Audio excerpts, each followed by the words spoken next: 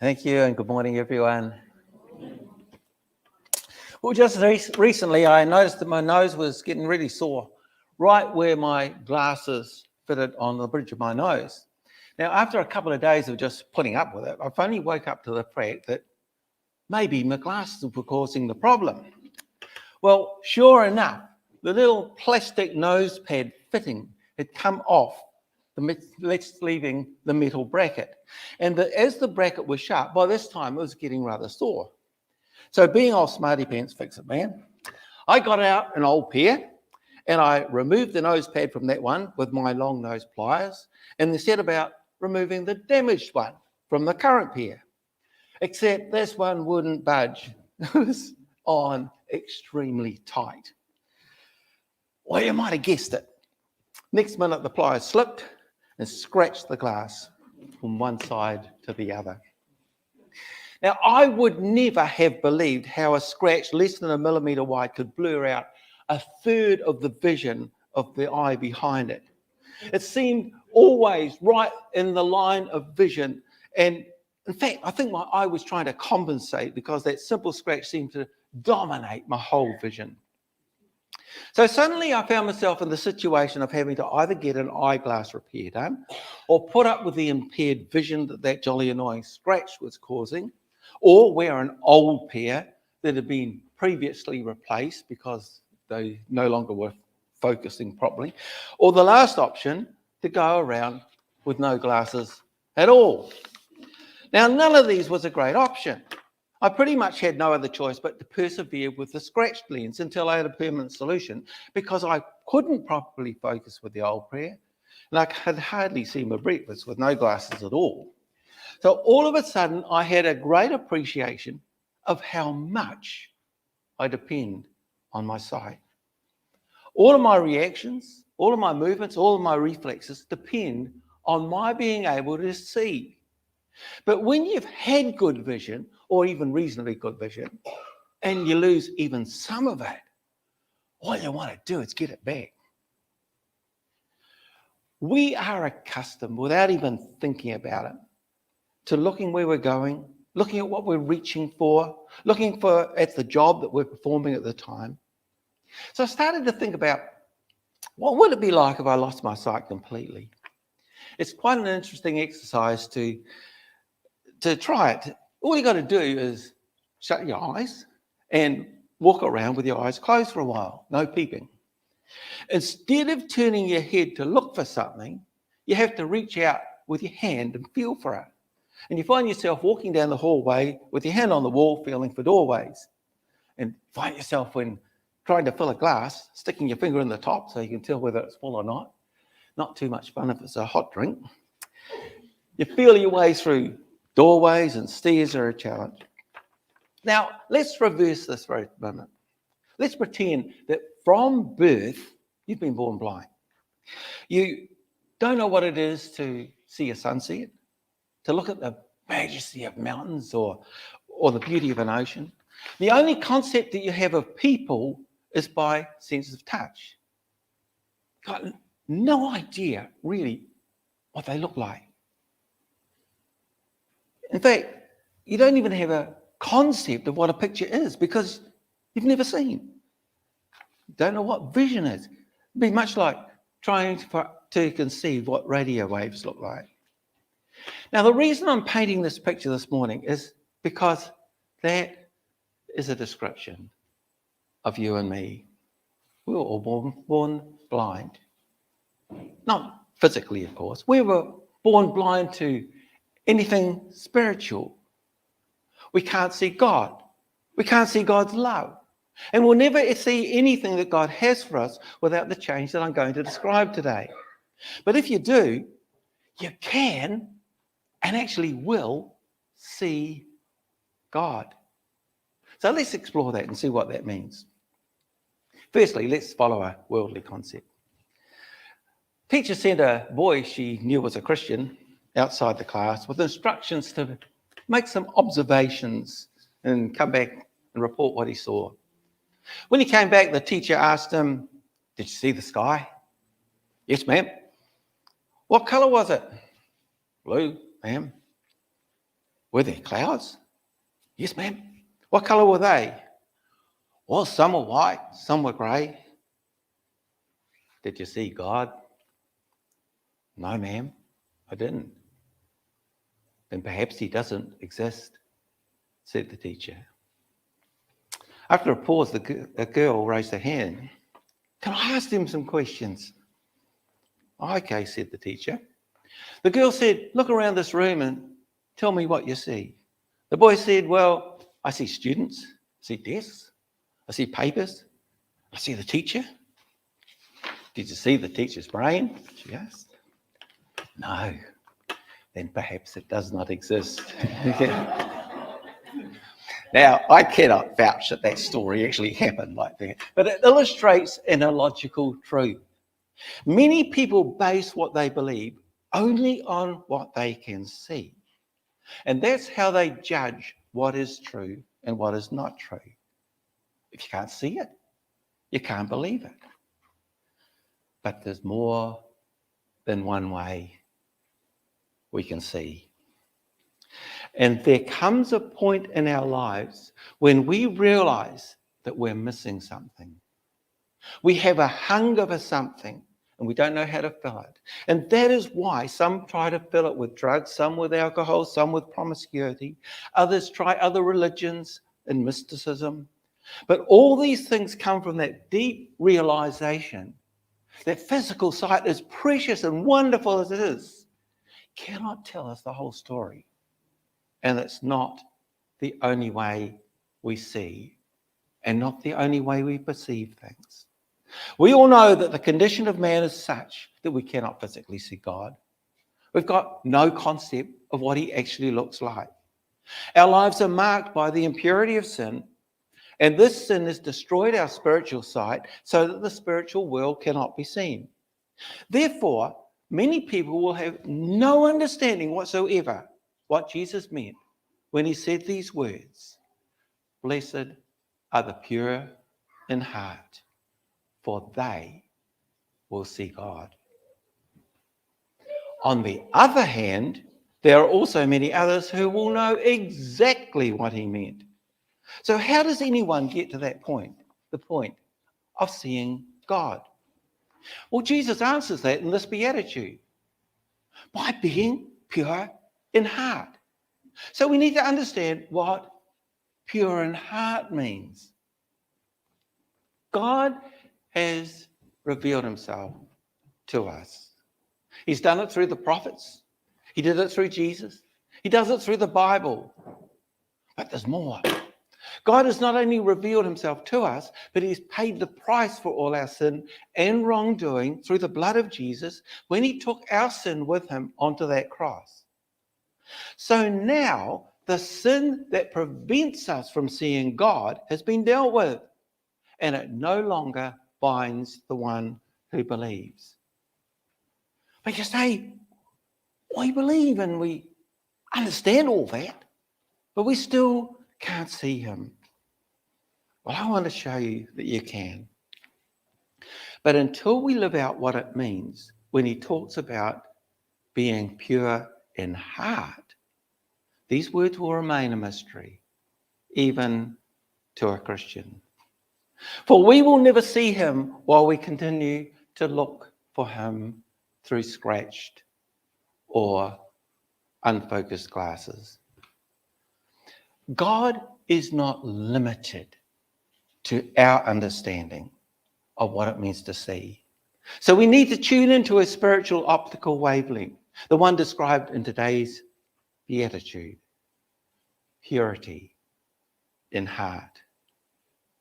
Just as correctly prescribed glasses give me clarity of vision, purity of heart gives us clarity of spiritual vision. And just as the blind man who suddenly can see is blown away, you will know it when this beatitude comes true for you, when you actually can say, I saw God. I can see God. For you too will be blown away by it. And that's why Jesus gave us this beatitude.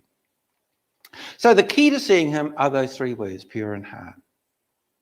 But how can that be and how do we get there?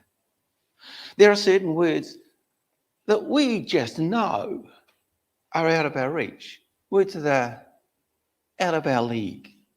Words like holy, perfect, and pure, sort of up there with them, isn't it? We know that these words simply do not fit when you're talking about you and me. Richard Lord wrote that when he was 12 years old, he finally came to the realization he could not see the whiteboard at school. He was having difficulty in participating in the class because he couldn't see what was on that board. So his parents, after his complaining about not being able to see, finally took him to the optometrist, and after an examination, he was fitted with a pair of glasses. It was transformational. He remembers that all the way home he was reading billboards, license plates, and signs to his parents. For the first time, he could see clearly. He marveled at the clarity of a line of trees off in the distance. He felt like he could almost see every leaf. So just imagine the excitement he felt. He thought he was seeing before, but now he was seeing in an entirely different dimension. That is what it's like to see God. It transforms you from being ordinary Christian living and experiences to a whole new realm. And it's exhilarating. But some Christians never get there because they've never understood what it means to be pure in heart. As Christians, we can come to live good lives and do all those good things that Christians should do, yet miss the point. Because it's not doing those things that Jesus is getting at here. Now, we've all read how Jesus came and he healed the blind and the world marveled. But what so many people miss then and even miss now is that overriding focus of his was ministry to the blindness within us. It's like he's written a prescription to correct that blindness. It's like he's given us a prescription for spiritual glasses. So the big thing we learn from this beatitude is that Jesus is concerned with the heart. It's not about cleaning up the act on the outside. So we still need to get what Jesus means by pure in heart. When we are presented with this concept of purity, almost immediately our minds go straight to things like abstinence, sobriety, having a clean, sinless life, things like moral ethics, shunning sexual immorality. But that's not what Jesus is saying here. This beatitude is not talking about behavior. It's talking about the heart. It's talking about our relationship with God. Now, of course, those things I mentioned do accurately define purity, but those are external purities. They're the byproducts of a pure heart. But when Jesus is talking about pure in heart here, he's referring to that internal purity. It's as if he's saying, blessed are they who have an uncontaminated, single-minded focus to get close to God, because they're the ones he will show himself to. Those are the ones who will see him. Now, being pure in heart seems a lot more achievable, doesn't it? When that happens, purity of behavior follows. It will be the evidence of a pure heart because it follows naturally as a byproduct. This person doesn't forsake impure living because they feel obligated to. They forsake it because they've got something greater. They're no longer controlled by the desires and the impurity of the world. So Jesus is not wasting his time here speaking about our external lives. He knows that at first our hearts have got to be changed.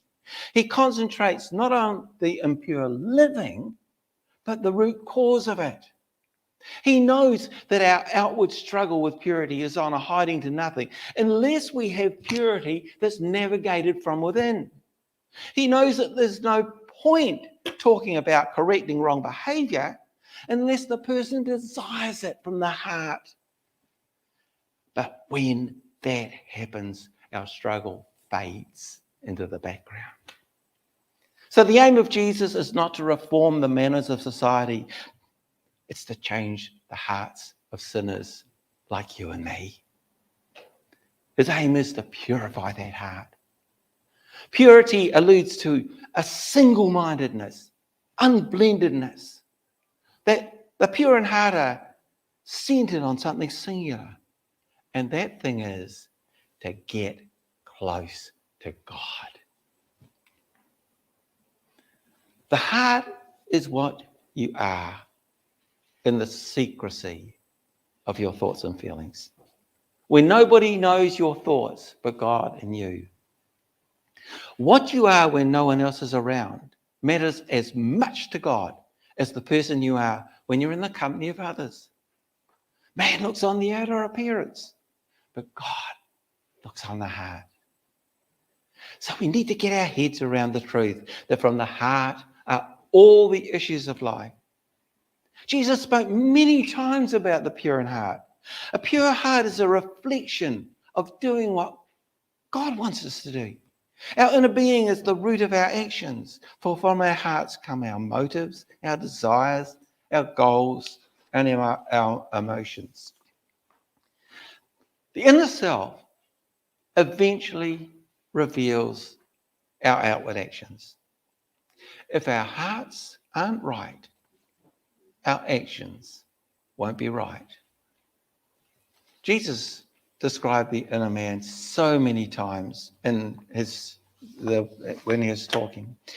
Mark 7:21-22 says, "For it's from within, out of a person's heart, that evil thoughts come." Now, this is not a very pretty picture of the human race. But you've got to understand that when Jesus is talking, he faces up to the truth. The Bible doesn't sugarcoat stuff. The Bible speaks it out as it is. Seeking God is not a passive endeavor. It's an active pursuit. It demands an intentional dedication and a heart open to transformation. People, we've got to sort our heart out. But God is far more willing to reveal himself than you or I can imagine. As James 4:8 says, draw near to God and he will draw near to you. But far too often we see God as our Sunday devotional thing, and from then on we've got other priorities. When we live like this, God doesn't stop us, but we miss out.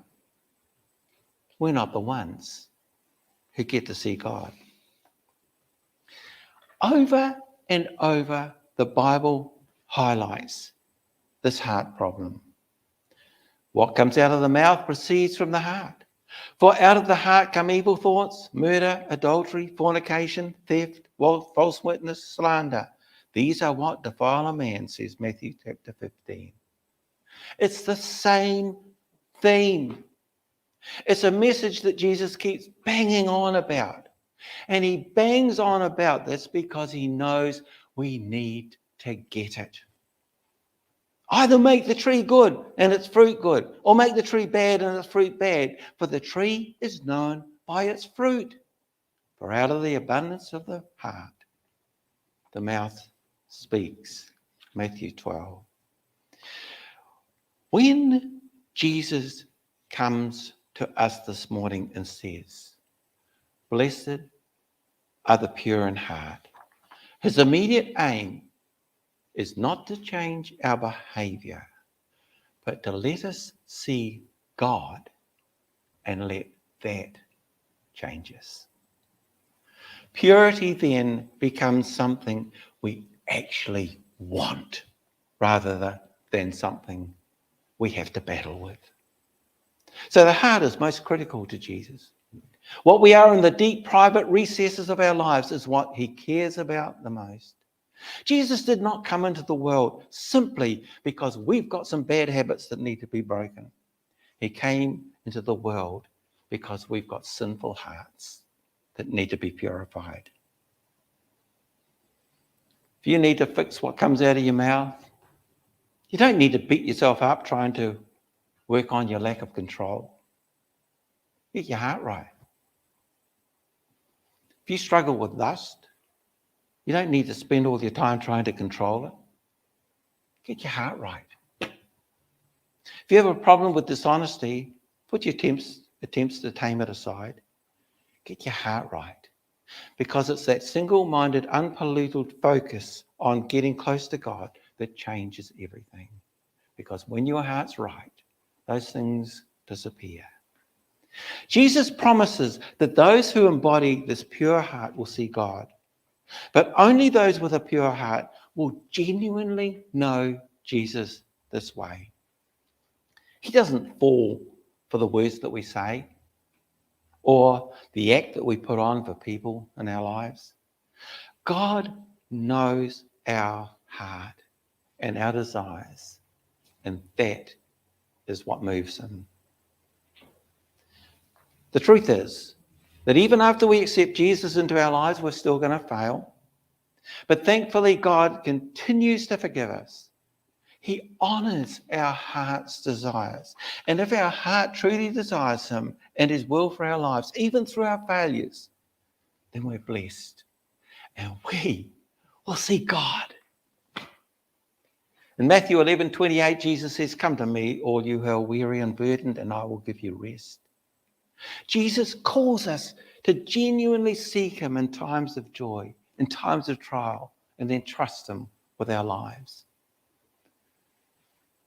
Of all the beatitudes, this theme shines through the most clearly in this, the sixth beatitude, found in Matthew 5 verse 8, which says, "Blessed are the pure in heart, for they will see God."